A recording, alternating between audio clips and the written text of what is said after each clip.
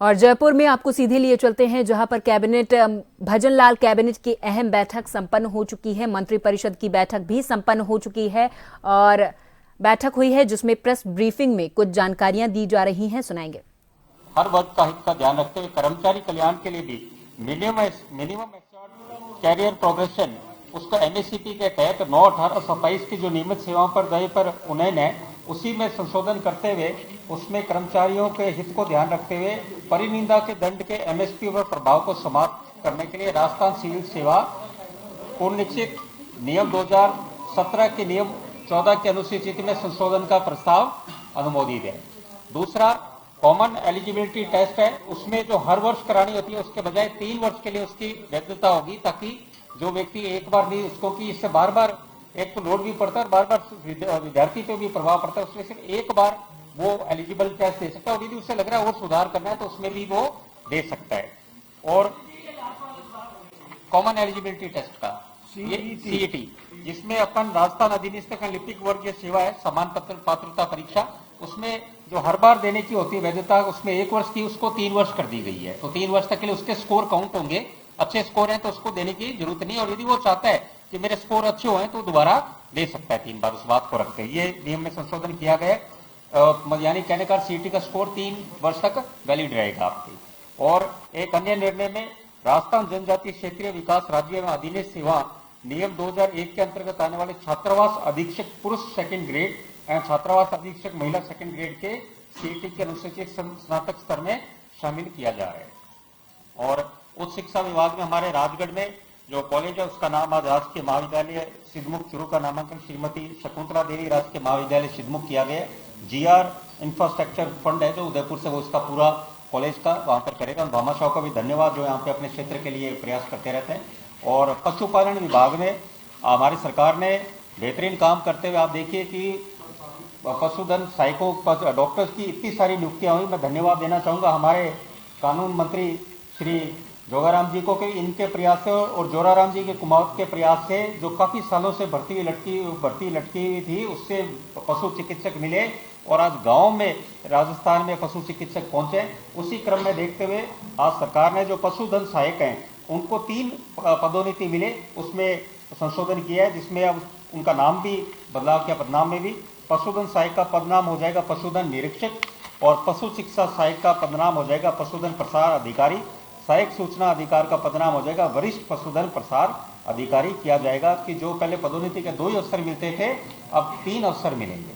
ये हमारे कुछ आज मंत्रिमंडल में ये निर्णय लिए गए। धन्यवाद।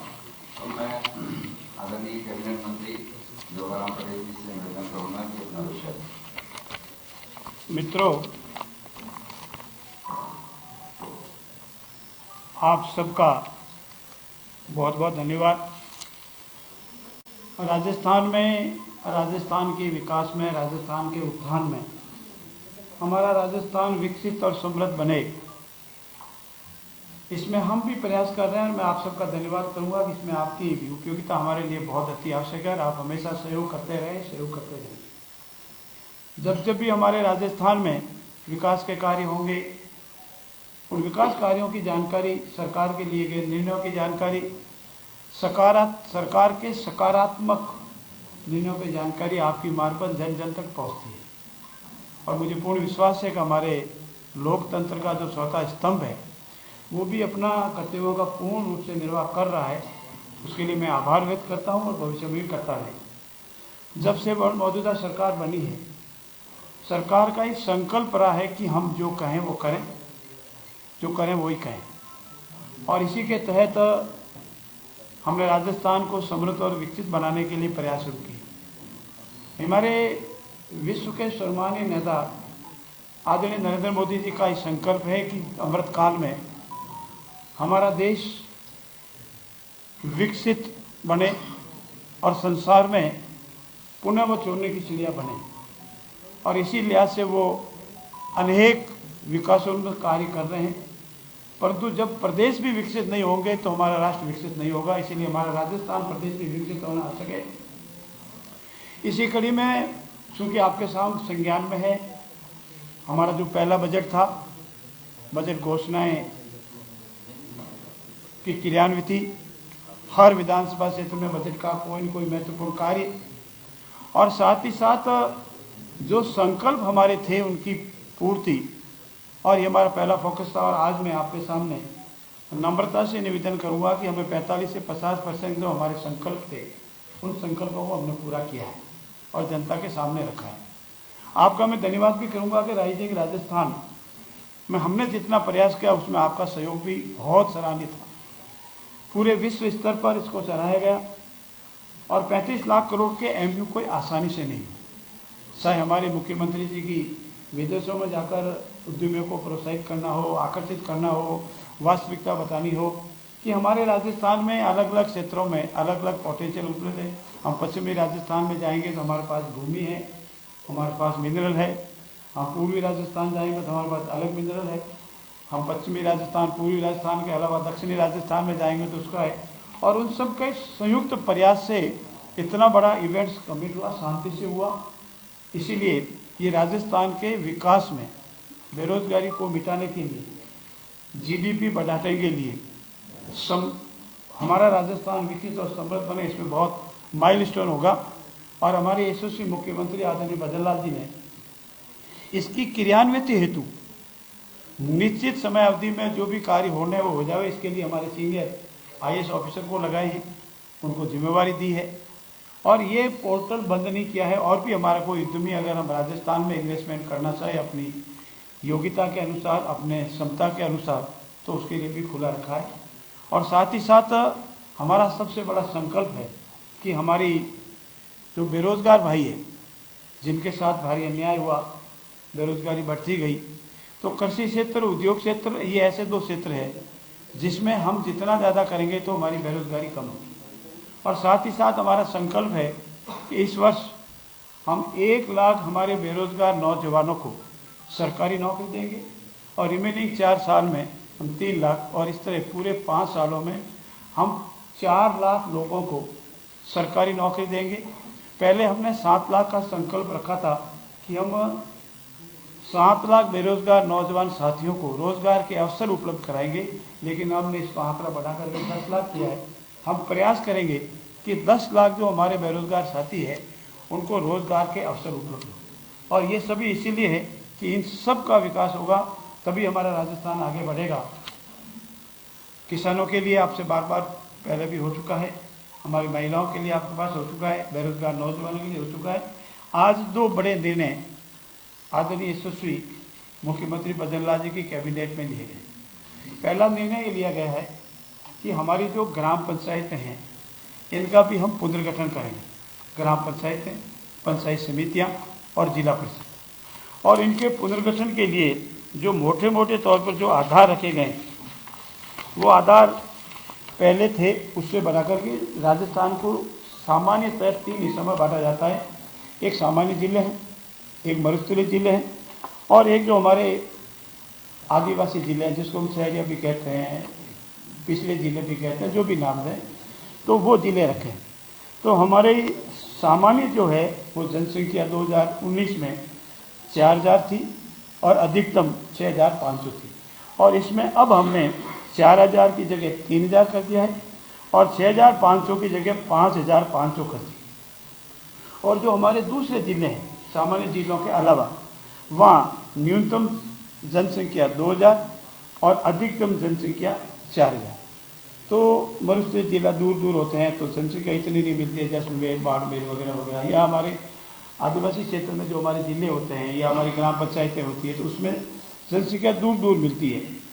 और इसी तरह हमारे जो 3000 की जो सामान्य संख्या है उस पर 7 वार्ड बनेंगे, और अगर 1000 जनसंख्या बढ़ती है तो प्रत्येक 1000 पर 2 या उससे अधिक वार्ड बनेंगे। ये सामान्य प्रक्रिया के तहत रखी है। और हमारा ये भी निर्णय है कि हम धीरे धीरे कर इसकी एक निश्चित तारीख भी तय करेंगे। 20 दिन के अंदर अंदर जो भी अपने प्रस्ताव लाना चाहे वो प्रस्ताव जिला कलेक्टर के यहाँ पेश कर दे। जिला कलेक्टर उसको एग्जामिन करके 30 दिन के अंदर अंदर हमको सरकार को भेज दे। सरकार इसमें ड्राफ्ट जो भी प्राप्त होंगे उसकी सुनवाई और करेगी 10 दिन में, और 10 दिन के उपरांत सरकार अपनी कमेटी को भेज देगी और कमेटी इस पर निर्णय करेगी। ये एक सामान्य प्रक्रिया है, जो राजस्थान पंचायती राज में बताई हुई है। अब जहाँ तक पंचायत समिति का प्रश्न है, 2 लाख की जनसंख्या पर सामान्यतः एक पंचायत समिति है और इस संख्या को हमने अभी भी 2 लाख ही रखा है। और एक पंचायत समिति में करीब 40 वार्ड ग्राम पंचायत है। पंचायत समिति का गठन करते हैं तो ग्राम पंचायतों को मिला करके एक पंचायत समिति बनती है। तो 40 रखी थी, पूर्व में भी सामान्य में 40 है। और नवसर्जित निकाय जो हमारे अब जो बनेंगे, जिसमें जो हमारा सामान्य है उसमें 25, अब हमने जो तय किया है 40 के स्थान पर 25 ग्राम पंचायत अगर हो जाएगी तो वो पंचायत समिति बनने की योग्यता रखती है। पंचायत समिति बन सकती है, 2-4 ऊपर नीचे हो सकती है। और जहाँ तक हमारे जिला परिषद का विषय है, 4 लाख पर एक जिला परिषद है और 1 लाख या उससे अधिक बढ़ने पर 2 अतिरिक्त वार्ड बढ़ सकेंगे। ये सामान्य प्रक्रिया में पंचायतों के पुनर्गठन की अधिसूचना नियमानुसार जारी होगी। ये तो पहला था। और दूसरा, आप सब इंतजार ही कर रहे हैं कि जिलों के पुनर्गठन का क्या हुआ। मित्रों, हमारे राजस्थान 1956 में बना और 1956 में बनने के उपरांत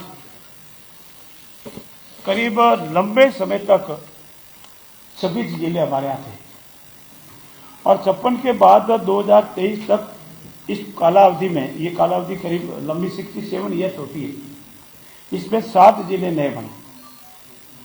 और पूर्ववर्ती सरकार ने अपने कार्यकाल के अंतिम चरण में, जिसका मैं अभी आपके सामने निवेदन भी करूंगा, 17 नवीन जिले, 3 नवीन संभाग की घोषणा की और जिसके अधिसूचना 5 अगस्त 2023 को जारी की। आप सभी मित्र वाकिफ है कि हमारी जो पिछली बार ये जो घोषणा हुई थी चुनाव की आचार संहिता, इसके 1 दिन बाद ही लग गई थी। तो आचार संहिता से 1 या 2 दिन पहले नवीन जिलों और नवीन संभाग बनाने की घोषणा व्यवहारिक नहीं थी, ठीक नहीं थी।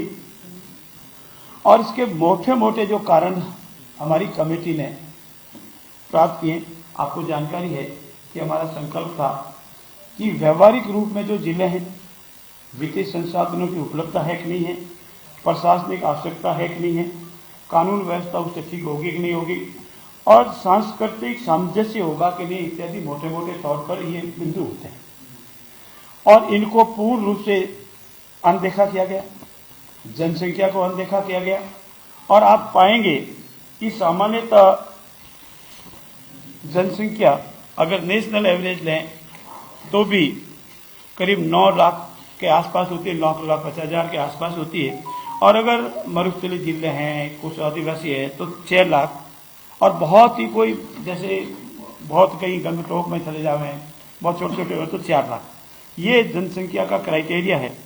और सामान्यतः 6 या 6 से ज़्यादा तहसीलें होनी चाहिए, या कोई और जैसे मैंने कहा शहरी क्षेत्र के आदिवासी हो तो 6, और बहुत ही कोई हिंदुस्तान का बहुत छोटे छोटे हो तो 4 तहसीलें।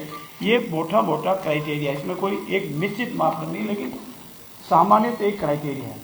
पूर्ववर्ती सरकार ने इनकी सबकी अनदेखी की। और आप देखेंगे कि 6 से कम, 6, 7, 8, 9, 6, 7, 8, 9 सामान्यतः तहसीलें होनी चाहिए। और अनेक जिले ऐसे आए जिनमें ये जनसंख्या नहीं थी। और बिना 3 बातें, मुख्य 4 बातें जो मुख्य रूप से मैं आपसे निवेदन करूंगा वो ये कि इतने जिले की आवश्यकता अगर होती,